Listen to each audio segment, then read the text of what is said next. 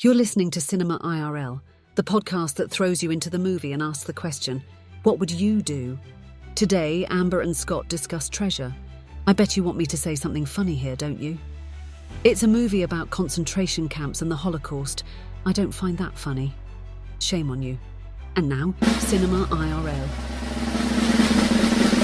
I wish I could switch places for just one day. You find yourself in the unique position. What would you do? Put yourself in my shoes. How do we handle this? What would you do? What would you do? How do you want to handle this? What would you do? Put yourself in my position. What would you do? Now it's your turn. Treasure.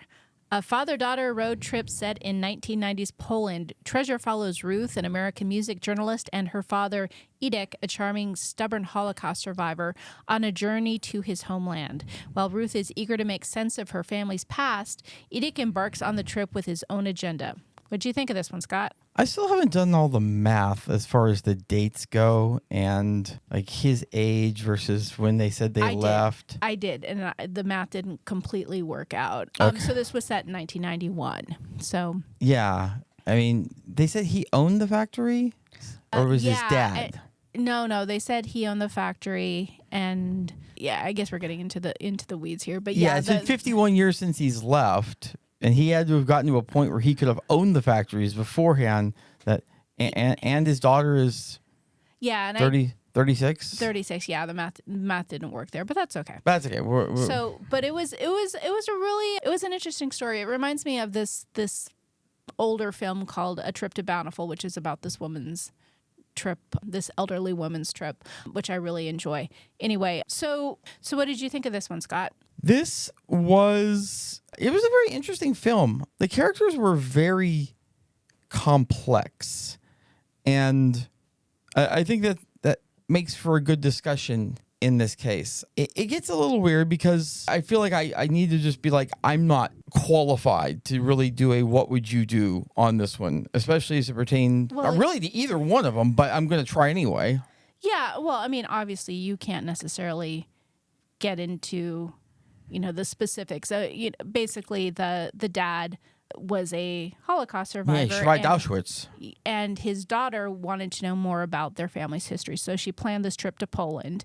And then somewhere along the line, the dad came and was a little bit of, a downer on her desire to learn about the family history, and would very reluctantly along the way point out like, oh yeah, we own this factory. And she's like, wait, what? Let's look at it. And he was like, oh, well, this is where your mom lived. And she was like, let's look at it. And it's like, oh no, it's not important. So he was not really excited about the journey down memory lane, as I think we can all understand. But she recently experienced the loss of her mom. And so she was probably trying to connect more to the family that she didn't know and the history that she felt she didn't understand. Well, traveling back to the place where your entire family was murdered and, probably not some of the happier days of your life. And it was clear he didn't want to go, but he felt obligated. Even though his daughter was like, no, I'm good. He wanted to protect her. His memories of Poland were 1940 Poland, not 1991 Poland. Not to say that 1991 Poland was wonderful, but it was definitely better than 1940 Poland. But you could tell that that's where his perspective was the whole time. Like, you've got to be careful, like, about everything. Yeah, absolutely. Like, lock the door so somebody doesn't barge in here. Yes, he was definitely very nervous about her going anywhere by herself or ruffling any feathers. But along the way, we definitely saw some shifts in that relationship, and it was really interesting to watch. I mean, as we were watching the film, I couldn't help but to think from a what would you do perspective of that. You have your dad and your mom's passed away and you really don't have any other family. And if given the opportunity to explore your family history, to go to your family's homeland and see where your mom grew up or where your dad lived as a kid, I absolutely understand that appeal. Obviously it's more complicated if it's the history and the location of, Poland. Yeah. But I understand that a lot. I do understand. I do understand the appeal for other people. it doesn't have as much appeal for me just because I'm real big on not being defined by my past, whether that's my own personal past or my family's past. I don't think she was looking to be defined by it. She didn't have anything from it. Yeah, she was looking for something to hold on to. Yeah, something physical that was like, this is from my family. And ultimately, again, spoilers, people, that's what we do. She was able to get her dad's coat and the tea set that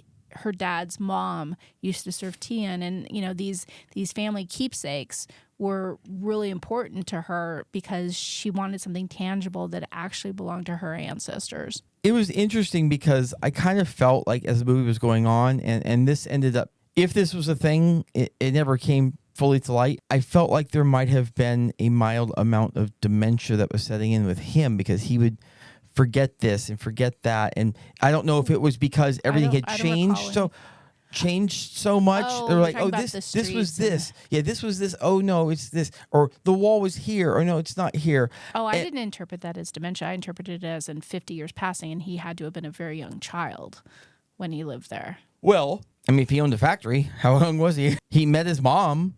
Well, see, and that was another part that was complicated, or that kind of stuck out to me, too, is he was like, this is where your mom and I, were taken off the trains. And I thought, okay, well, how old were they? And that's where I was also doing the math of when this was supposed to take place and how old everyone was, which felt inconsistent to me. But yeah, I mean, think about a war-torn country, and also, too, the desire to maintain some historical locations and to destroy others so, they don't become an attraction for people in the future. Some things, some things have been purposefully destroyed just so they don't attract people. Oh, of course. But yeah, I didn't see that as I mean, post war and how things changed and some buildings were destroyed and whatnot. Well, I think it almost became a situation of selective memory. Like, yeah, I would agree with that. To the point where his mental health was forcing him to cope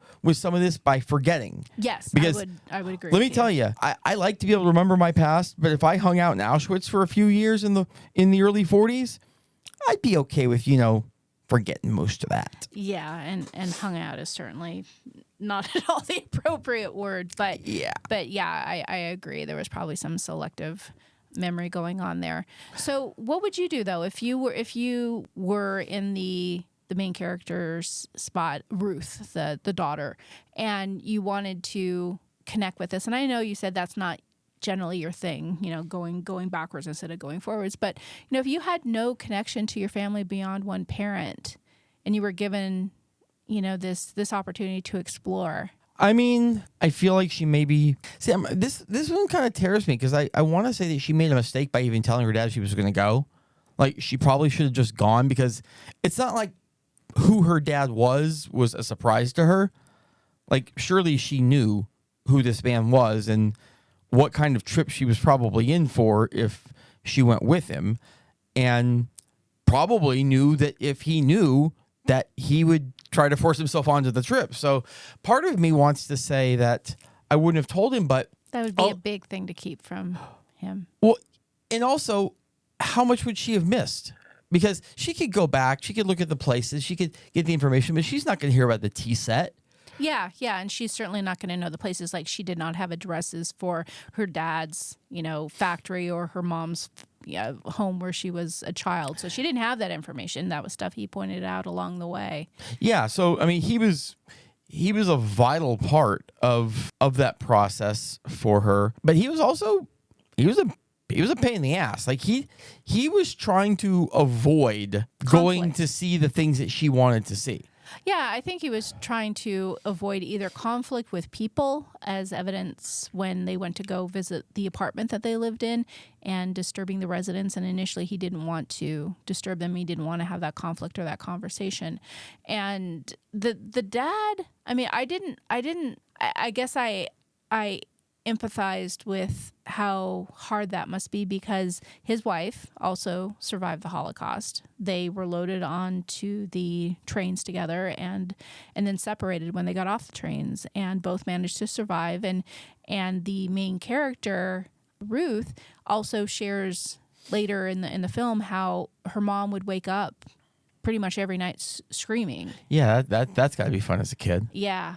So, I mean, I guess I have a lot of sympathy for what the dad was likely experiencing. That I guess, if I were in those shoes, it would be hard because I wouldn't want to make my dad, well, pretending I liked my dad, but I wouldn't want to make my dad experience something that had been troubling for him or would stir up negative memories. So yeah, there's a lot of give and take on that. Like, you don't want to stir it up for him, but at the same point, I mean, you still, like, it's clear she wanted to be connected to her past and who she and where she came from in that her parents and her grandparents and all of that.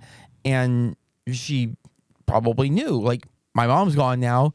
My dad is the only connection we've got left to this. Yeah. So, like, it's been 50 years. It's been, like, hopefully you're over it enough. I mean, not that, you never get over it. Don't get me wrong. You never would obviously get over something like that. But over it enough that he could help her in helping to preserve some of that family history. That's a big lift. I mean, that's a big lift to it is. Anything like that. Maybe at the best you cope with it, but being put in that environment where all of those horrendous things happen, I can't even imagine the swell of emotions that anyone would be. Oh yeah, I mean, like, if he came back in 1950, he wouldn't have been able to do that at all. He would have been a complete freaking mess. Yeah, as anyone would. So the other interesting what would you do that I thought about during the film was her dad. So the mom had died about a year prior, and later in the film we see her dad was making googly eyes and friends with two female interpreters who were showing up at the same places they were. And ultimately one night there's a fire alarm and her dad comes out in a robe with the other lady. Her dad came out after having the sex. Yes, the sex. So Ruth was very disturbed by this and she stormed off, and then the next day she wanted to leave and go to the airport. So that's actually a really interesting thing, and I have to say I think that's about having a maturity level, because or a lack thereof in that case. Because at 36, I mean, trying to expect your dad to not move forward if given the opportunity. I mean, it's like, do you want him to mourn and be sad his entire life?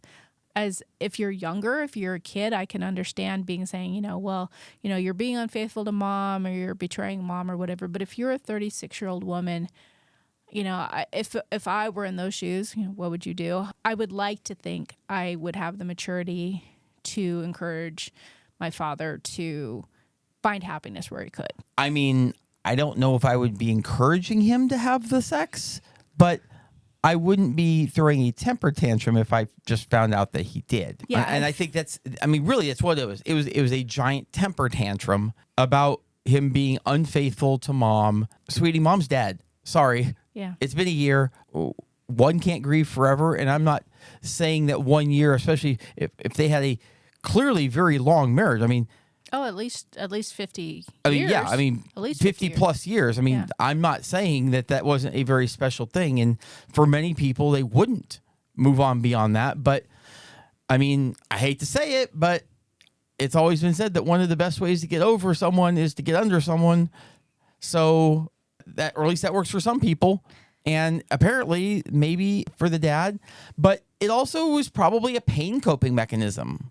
Like, Probably. he's in this place where he's like, well, I do not really want to be here at all. So what can I do, or who can I do to make it so that I don't feel as much pain? Yeah. And they seem to be very willing. Yes, that was definitely probably a nice diversion from the day at the death camp.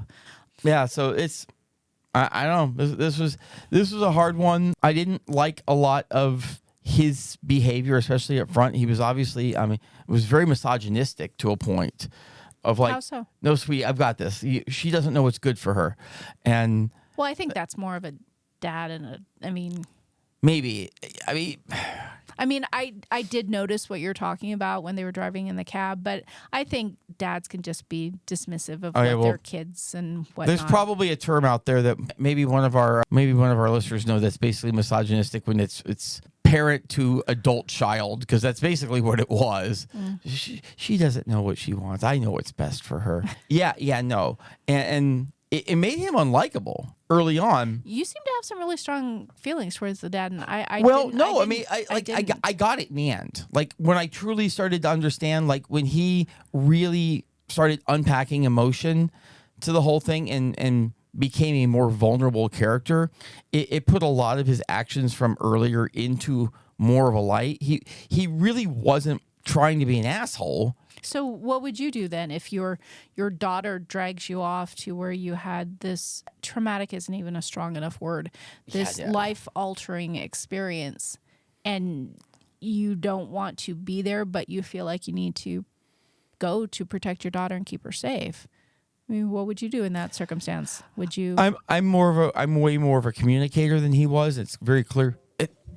It's very clear he was just not a very good communicator at all. And they just didn't talk about things. I mean, as evidenced by the fact that she said, you went through all this and you didn't talk about it. So I'm way more of a communicator. I would have that conversation and say, hey, listen, this was a pretty shitty time for me here. It's not really what I'm looking to go back and... But she didn't ask him to go. I know. So why would you say that?